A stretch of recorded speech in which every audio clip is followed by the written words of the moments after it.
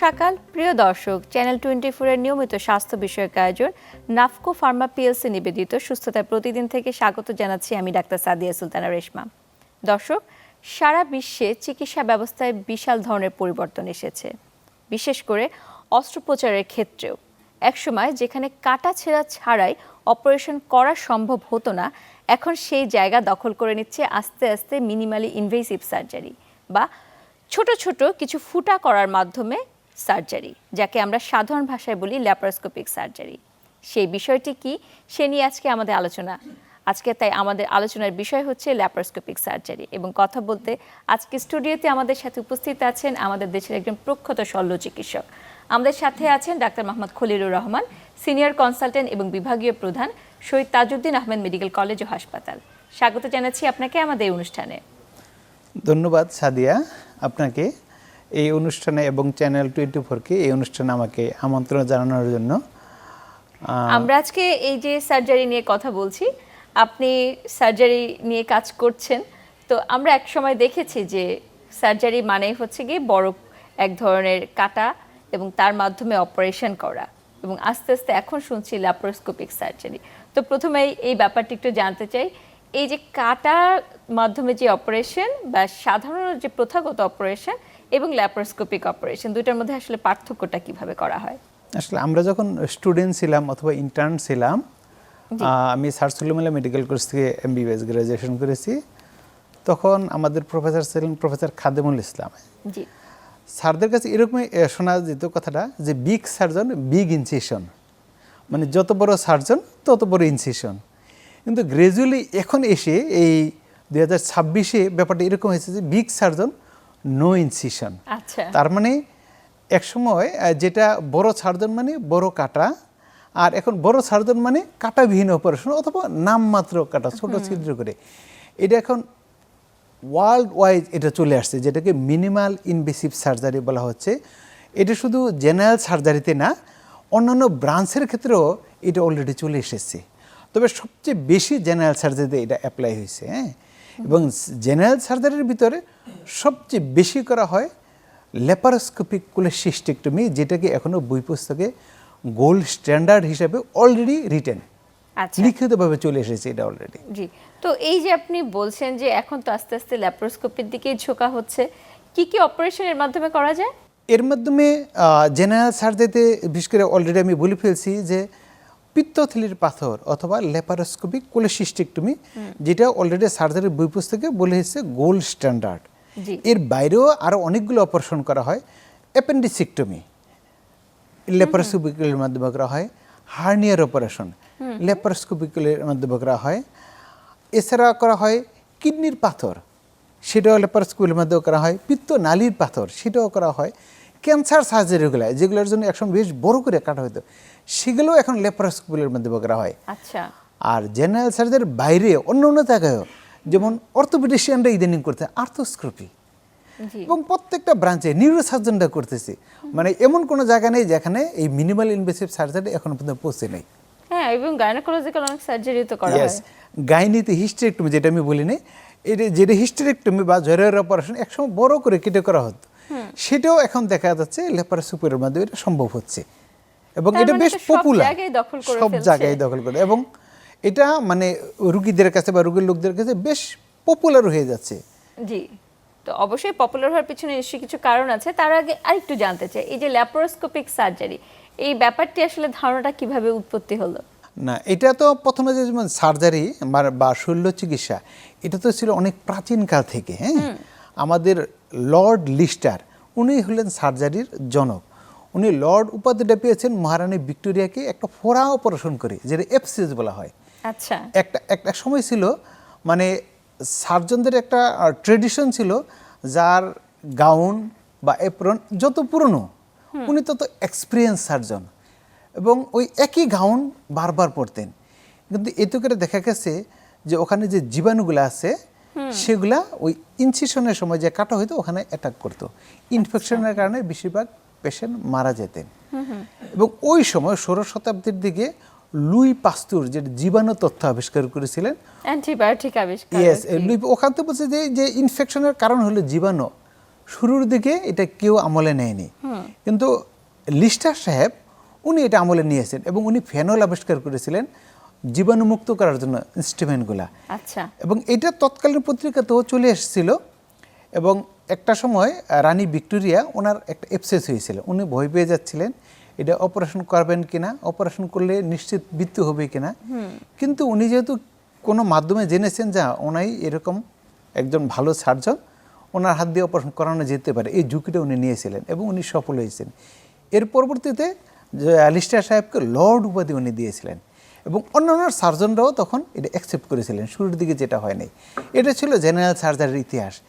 এবং আমাদের যে ল্যাপারোস্কোপির 90-এর দশক থেকে স্টার্ট হয়েছে, যে ছোট ছোট ছিদ্রকে স্টার্টিংটা ছিল পিত্তথলির পাথর দিয়া ল্যাপারোস্কোপিক কোলেসিস্টেক্টমি।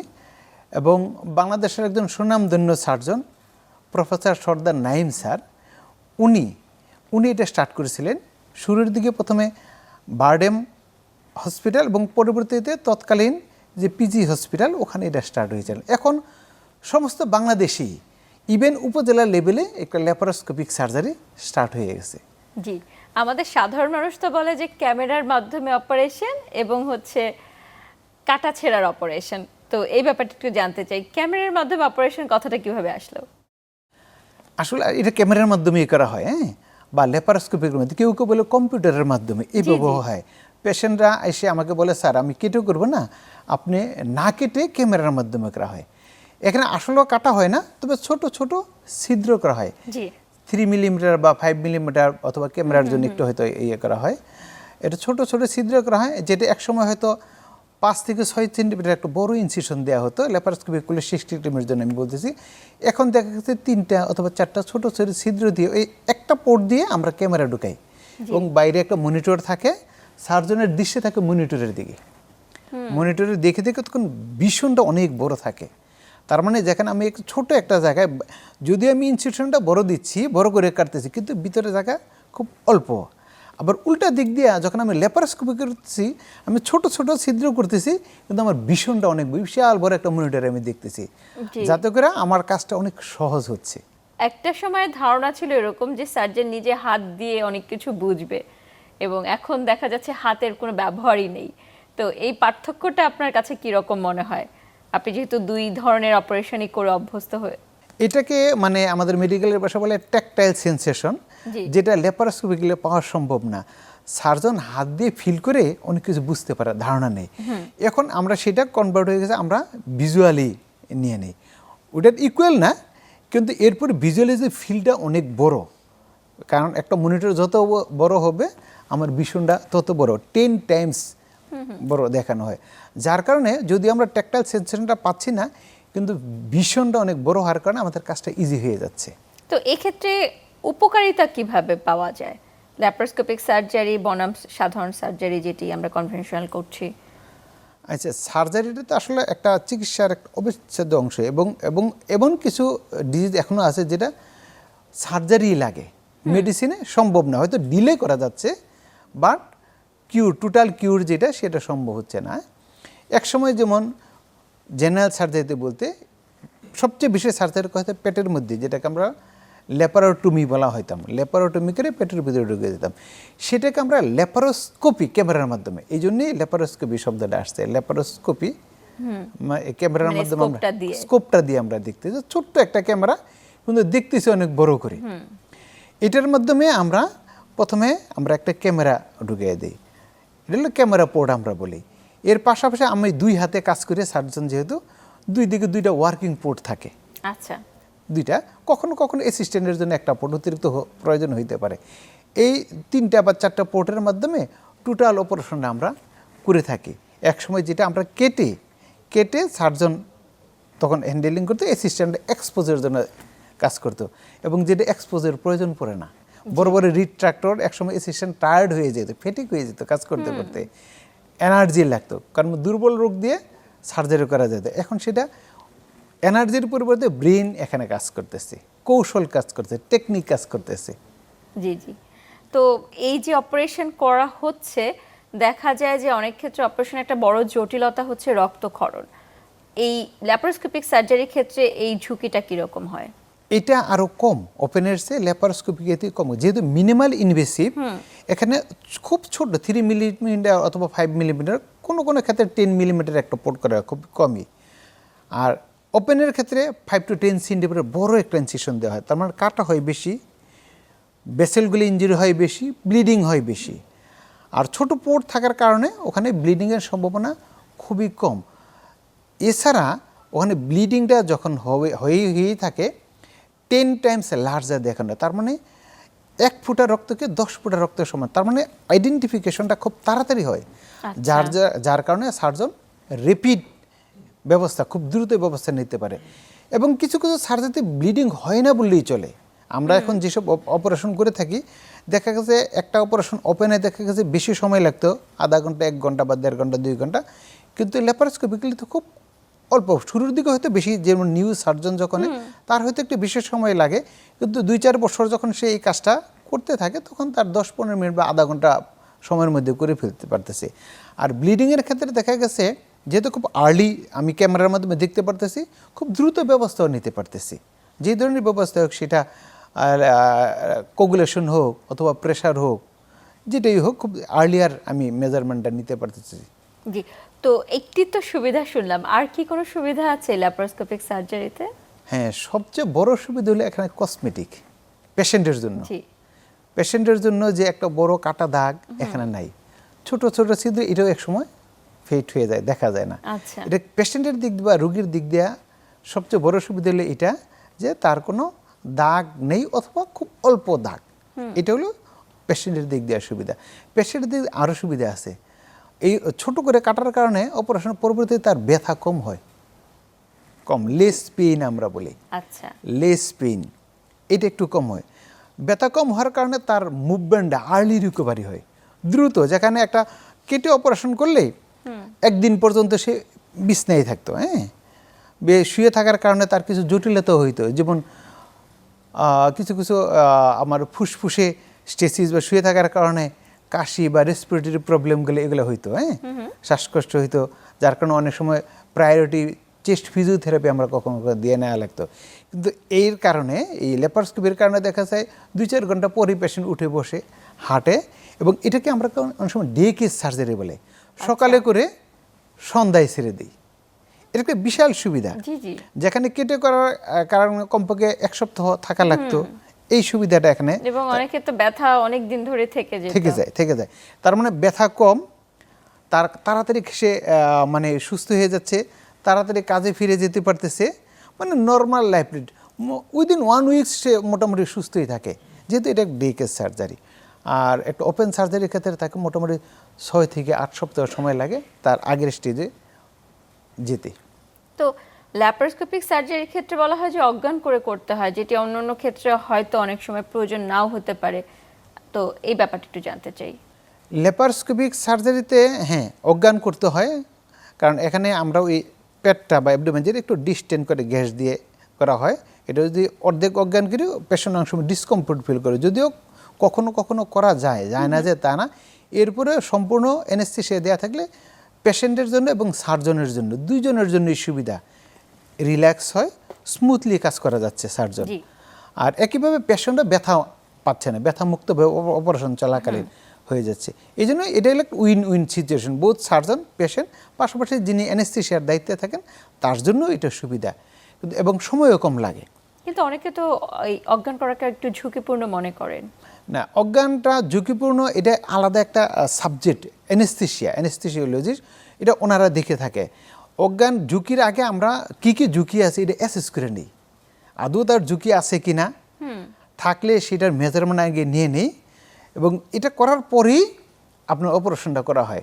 যে কোনো অপারেশনই কম বেশি ঝুঁকি থাকে, কিন্তু সেটা আমরা প্রিকশন নিয়ে নিই। ইভেন আমরা যদি একটা সার্কামসিশন বা মুসলমানি করি, ওখানেও একটা ঝুঁকি আছে, কিন্তু সেটা আমরা যদি প্রিকশন নেই, সেই ঝুঁকি মুক্ত করেই আমরা অপারেশন করে থাকি। সো ওই ভয়ে আমি মনে করি ভয়ের কোনো কারণ নেই। আচ্ছা, তো এই যে সার্জারি করতে গেলে একটি ঝুঁকি সবসময় আছে, তা হচ্ছে গিয়ে সংক্রমণের ঝুঁকি। এই ল্যাপারোস্কোপি করলে সংক্রমণের ঝুঁকি কি বাড়ে না কমে? সংক্রমণ বা ইনফেকশন আমাদের স্কিনটা তো প্রোটেকশন দেয়, তাই না? এই স্কিনটা ব্রিজ হয় সার্জারির মাধ্যমে। আমরা ল্যাপারোস্কোপির মাধ্যমে যেহেতু ছোট ইনসিশন দিই, ঝুঁকিটাও ছোট থাকে, মানে কম থাকে, ইনফেকশনের সম্ভাবনা কম থাকে। আর যেটা যখন আমরা বড় করে কাটি, ইনফেকশনের সম্ভাবনা বেশি থাকে। That is chance of infection এখানে অনেক অনেক কম, জি। হয় না বললেই চলে। তো এই যে ল্যাপারোস্কোপিক সার্জারি করা হচ্ছে, তো মনে হচ্ছে তো সব সার্জারি আসলে করা যাবে, কিন্তু সীমাবদ্ধতা নিশ্চয়ই সবকিছুর ক্ষেত্রেই আছে। এর ক্ষেত্রে কি কি ধরনের সীমাবদ্ধতা থাকে? হ্যাঁ, কিছুটা সীমাবদ্ধতা আছে। তারপরে মানে জুনিয়র সার্জনদের ক্ষেত্রে এটা একটু বেশি। আর যখন একটু সিনিয়র হয়ে যায়, এক্সপিরিয়েন্স হয়ে যায়, তখন তাদের একটু কম থাকে। যেমন যেটা গোল্ড স্ট্যান্ডার্ড একটা অপারেশন, ল্যাপারোস্কোপিক কোলেসিস্টেক্টমি যেটা আমরা বলতেছি, এটা একুট অবস্থায় যখন ব্যথা থাকে তখন একটু ঝুঁকি আছে, কারণ সব অ্যামালগামেট একসাথে থাকে, তো একটু সমস্যা হয়। যার কারণে এটা আমরা তখন কনজারভেটিভ ট্রিটমেন্ট বা প্রাথমিক চিকিৎসা দিয়ে যখন ব্যথা মুক্ত হয় 6 থেকে 8 সপ্তাহ পর করতে বলি। কিন্তু এটাও যখন একজন senior surgeon in time within 72 আওয়ার্সের মধ্যে হয়, তখন তার জন্য এটা কম ঝুঁকি, যেটা নতুন সার্জনের জন্য হয়তো একটু তার অভিজ্ঞতার কারণে এটা। সেক্ষেত্রে কারণ কখনো কখনো দেখা যায় শুরুতে যদিও আমাদের বই পুস্তকে বলে কনজারভেটিভ ট্রিটমেন্ট, এটাতে সবসময় যে রেসপন্স করবে ব্যাপারটা তা না। সেক্ষেত্রে কখনো কখনো সার্জারিটা আগেও করা লাগতে পারে, যার কারণে একটু হয়তো একটু জটিলতা হইতে পারে, কিন্তু এটা একটু সিনিয়র বা এক্সপিরিয়েন্স দিলে সেই জটিলতা কম হওয়ার সম্ভাবনা থাকে। আমাদের দেশে তো যেহেতু এখন অনেক সার্জন আছে, এবং তারপরও বলা হয় যে যথেষ্ট পরিমাণে নয়, এবং সেক্ষেত্রে সার্জারির কথা যখনই বলা হয় দক্ষতার কথা আসে, এবং আপনার কথা থেকে বোঝা যাচ্ছে এক্ষেত্রে দক্ষতার গুরুত্ব সবচেয়ে বেশি। আমাদের দেশে কি দক্ষ সার্জনের যথেষ্ট পরিমাণ আছে কিনা, এবং প্রশিক্ষণের সুবিধা যেগুলো আমাদের দেশে আছে সেগুলো কি যথেষ্ট কিনা? হ্যাঁ, আমাদের ছোট দেশ, তাই না, কিন্তু জনসংখ্যা অনেক বেশি, প্রায় 18 থেকে 20 কোটি বলা হচ্ছে না। সেই তুলনায় আমাদের চিকিৎসক এখনও কম এবং সার্জন তো আরও কম, যদিও এই সংখ্যাটা অন্যান্য দেশের তুলনায় হয়তো অনেক বেশি, কিন্তু জনসংখ্যার সাথে কম্পেয়ার যখন করি সেক্ষেত্রে এখনও পর্যন্ত কম আছে। সেক্ষেত্রে দক্ষ সার্জন যে খুব একটা কম তা না, আছে। কারণ আমাদের একসময় যেমন আমরা যখন ছোট ছিলাম 8টা মেডিকেল কলেজ ছিল মাত্র, এখন প্রায় 35টা সরকারি মেডিকেল কলেজের কথা বলতেছি, যেখানে ট্রেনিংগুলো অনেক ভালো হয়। বেসরকারি অল্প কয়েকটা আছে, বিশেষ করে ঢাকা কেন্দ্রিক বা ঢাকার বাইরেও দিয়ে একটা আছে, যেখানে ওরা খুব ভালো করতেছে, কিন্তু ম্যাক্সিমাম ট্রেনিংগুলো গভর্নমেন্ট হাসপাতালে ভালো হয়। কারণ এখানে পেশেন্টের লোড বেশি থাকে। যিনি যত বেশি পেশেন্ট দেখবেন অথবা পেশেন্টের অপারেশন করবেন, আমরা ধরে নেই তার অভিজ্ঞতাটা তত বেশি হয়। সেক্ষেত্রে সরকারি হাসপাতালে যে সার্জনরা বা যাদের আন্ডারে প্রশিক্ষণ নেবেন, তাদের দক্ষতাটা অন্যান্য তুলনায় কিছু ব্যতিক্রম বাদ দিয়ে একটু বেশি। যার কারণে আমরা মনে করি যে দক্ষ সার্জন শুধু এখন ঢাকা কেন্দ্রিক না, ঢাকার বাইরেও এখন আলহামদুলিল্লাহ আছে। হ্যাঁ, আছে। এটা আমি বলবো যে, এবং ওই ডিজিটালাইজেশনের যুগে এটা আমাদের সুবিধা হয়েছে। আমরা এখানে দেখা যাচ্ছে যে হাতে কলমে শেখার পাশাপাশি অনেক সময় বাইরের সার্জারিগুলো আমরা বিভিন্ন কনফারেন্সের মাধ্যমে, ভিডিও কনফারেন্সের মাধ্যমে জ্ঞান অর্জন করে থাকি।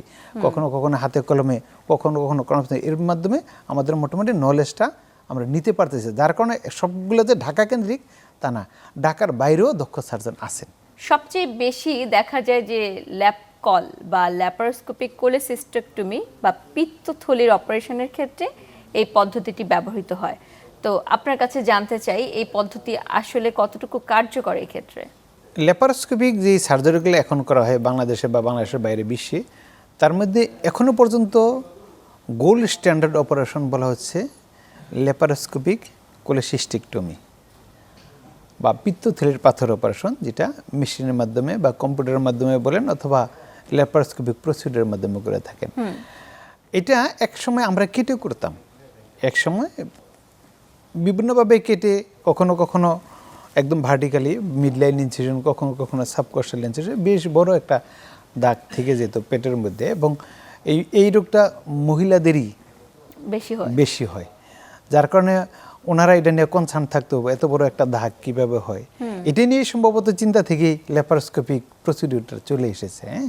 বিশেষ করে বাইরের এত কসমেটিকগুলো খুবই কনসার্ন, বাংলাদেশেও এটা আছে, এখান থেকে আসছে। এবং এটা আমি বলবো একটা ব্লেসিং এই প্রসিডিউরটা আসার পর, চিকিৎসার শাস্ত্রে একটা ব্লেসিং, যে ছোট ছোট ছিদ্র করে আমি বড় বড় অপারেশন করতেছি, জি যেটাকে আমি শুরুতে বলেছি যে একসময় বলা হতো বিগ সার্জন বিগ ইনসিশন, এখন বলা হচ্ছে বিগ সার্জন নো ইনসিশন। এটা এটা সবচেয়ে বেশি অ্যাপ্লাইড হচ্ছে এখানে।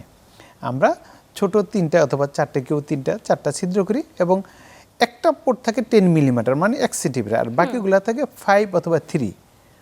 এবং এগুলো একসময় দেখা যখন হিল হয়ে যায় এই দাগগুলো খুঁজেই পাওয়া যায় না, যার কারণে কসমেটিক পারপাস, যেটা মহিলারা সবচেয়ে বেশি কনসার্ন, এটা সার্ভ হচ্ছে।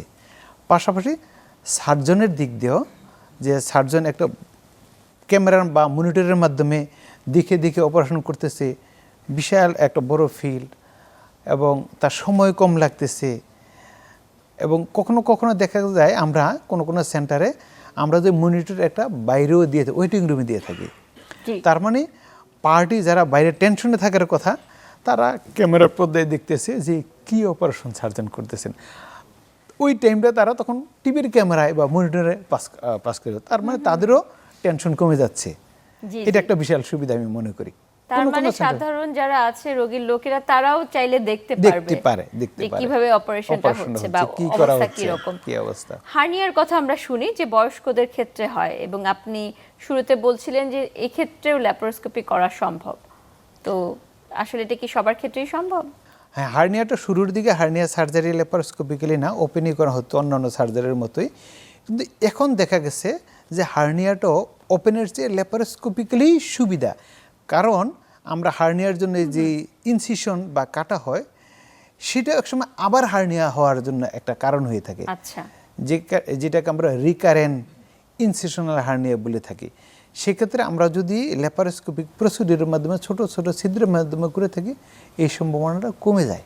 তার মানে এখানেও আমাদের মানে ল্যাপারোস্কোপিক প্রসিডিউরটার সুবিধা বেশি। আচ্ছা, সবচেয়ে বেশি যেই সার্জারি নিয়ে একটু জটিলতা হয় তা হচ্ছে কি ক্যান্সারজনিত যেই সমস্যাগুলো হয় পেটের ক্ষেত্রে সেই রকম, এবং আপনি বলছিলেন যে ইদানিং নাকি সেগুলো সার্জারি করা যেতে পারে এই ল্যাপারোস্কোপির মাধ্যমে। হ্যাঁ, এগুলো যেতে পারে না, অলরেডি শুরু হয়ে গেছে। হ্যাঁ, বাংলাদেশের বিশেষ করে ক্যান্সার ইনস্টিটিউট অনেক আগেই শুরু করছে, বাংলাদেশ মেডিকেল ইউনিভার্সিটি এখানেও হচ্ছে, এখন ডিস্ট্রিক্ট লেভেল বিভিন্ন মেডিকেল কলেজগুলোতে এখানেও শুরু করেছে বিভিন্ন সার্জারি, ক্যান্সার সার্জারি যেগুলো কোলেক্টমি, হেমিকোলেক্টমি বা অন্যান্য সার্জারিগুলো এখন আমরা ল্যাপারোস্কোপিক প্রসিডিউর পর্যন্ত আগের চেয়ে ভালোভাবে করতে পারতেছি। এবং ওখানে একই কথা আসতেছে, যেহেতু আমি বড় একটা জায়গায় দেখতেছি, মনিটরে দেখতেছি, ছোট ছোট ছিদ্রের মাধ্যমে এবং ইনস্ট্রুমেন্টগুলো একটু লম্বা থাকে, ওটার মাধ্যমে আমরা মনিটরে দেখতে পারতেছি, যার কারণে কাজটা উপর ওপেন এসছে এখানে সহজ হচ্ছে এবং ইজিলি আমরা ক্যান্সার সার্জারিগুলো করতে পারতেছি। শুধু তাই না, এটা আমি সার্জারি করব কি করব না সেইটাও আমরা শুরুতে বুঝে ফেলতে পারতেছি।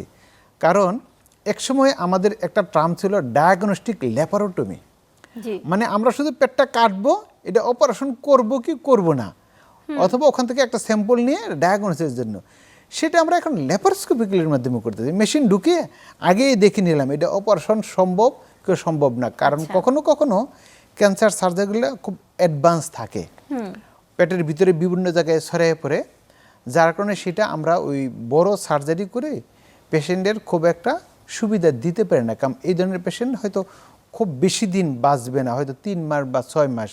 এটার জন্য এত বড় অপারেশন করা যুক্তিযুক্ত মনে হয় না, এবং সেটা ল্যাপারোস্কোপির মাধ্যমে আমি বুঝতে পারি। শুধু তাই না, ওখান থেকে স্যাম্পল নিতে পারি, যেটা আগে ওপেন করে করা হতো। এই সুবিধাগুলো আমরা ল্যাপারোস্কোপির মাধ্যমে ক্যান্সার সার্জারির ক্ষেত্রে আমরা পেয়ে থাকি। কখনো কখনো ক্যান্সারের কারণে পেটে পানি জমে যায়, অ্যাসাইটিস যেটাকে বলা হয়, যেটা হয়তো বাহ্যিকভাবে বোঝা যাচ্ছে না কারণ অল্প পানি, কিন্তু ল্যাপারোস্কোপিক মেশিন ঢুকানোর সাথে সাথে সেটা বোঝা যাচ্ছে। এই সুবিধাগুলো ল্যাপারোস্কোপির মাধ্যমে ক্যান্সার সার্জারির ক্ষেত্রে পেয়ে থাকি আমরা। তো যারা বয়স্ক আমাদের, তাদের ক্ষেত্রে তো অপারেশন একটা ঝুঁকি থাকে, তাদের ক্ষেত্রে কি ল্যাপারোস্কোপি কোনো সহায়তা করতে পারে কিনা? হ্যাঁ, বয়স্ক মানুষদের ক্ষেত্রে কিছু ঝুঁকি আছে, যেহেতু বয়সজনিত কারণে কিছু কিছু, যেমন কার্ডিয়াক কিছু প্রবলেম, হার্টে কিছু রোগ, ফুসফুস কিছু প্রবলেম, এগুলোর জন্য আমরা আগে অ্যাসেস করে নিই তাকে। বিশেষ করে ল্যাপারোস্কোপির চেয়ে অ্যানেস্থেসিয়ার ঝুঁকিটা একটু বেশি থাকে। পাশাপাশি ল্যাপারোস্কোপি যেহেতু আমাদের কার্বন ডাইঅক্সাইড গ্যাস দিয়ে ওটা একটু ডিস্টেন্স করা হয়, তো ডায়াফ্রাম যেটা সেটার উপর একটু প্রেশার পড়ে, যার কারণে ফুসফুসে অক্সিজেন স্যাচুরেশন একটু কমে যেতে পারে। এটা আমাদের ওই লিমিটের মধ্যে কিনা সেটা আগে অ্যাসেস করে নিই। এবং এই জন্য বয়স্কদের ক্ষেত্রে একটু ঝুঁকি আছে, কিন্তু তারপরও যদি সে ফিট থাকে তাহলে আমরা এটা করতে পারি এবং তার জন্য এটা সুবিধাও। সাধারণ যে অপারেশন তার তুলনায় এটি কি ঝুঁকি বেশি নাকি কম বয়স্কদের ক্ষেত্রে?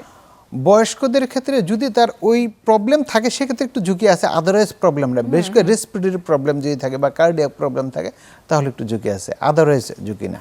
জি, তার মানে প্রায় একই রকমই হতে পারে। অনেক ক্ষেত্রে এরকম হয় যে ল্যাপ্রোস্কোপি করতে গিয়েছে, একটু পরে সার্জন বলছে যে না, তাকে পুরোটাই পেট কেটে বা ওপেন করে করতে হবে। এরকম অবস্থা কেন হয়? এটা এক সময় খুব বেশি পরিমাণে হইতো। এই জন্য আমরা যখন একটা অপারেশন করি, রুগী এবং রুগীর লোক যারা থাকে আমরা ওই কনসেন্ট এটা নিয়ে নিই। যদি কোনো কারণে ল্যাপারোস্কোপি ফেল করে সেক্ষেত্রে ওপেন করা হতো। কিন্তু এখন এটা হয় না বললেই চলে, এটার পার্সেন্টেজটা খুব কমে গেছে, কারণ এটা রুগীর স্বার্থেই করা হয়। কখনো কখনো দেখা যায় মানে বিভিন্ন স্ট্রাকচারগুলো একটার সাথে অন্যটা এমনভাবে লেগে থাকে যেটা ইনস্ট্রুমেন্ট দিয়ে সারানো ঝুঁকিপূর্ণ হয়ে গেছে, যেটা হাতে সারানো বেশি সুবিধা। সেক্ষেত্রে এটা লাগতে পারে এবং সেটা সার্জন এবং পেশেন্ট দুইজনের জন্যই হেল্পফুল। এরকম হলে হইতে পারে, কিন্তু সেটা এখন খুব একটা প্রয়োজন হয় না, খুব কম।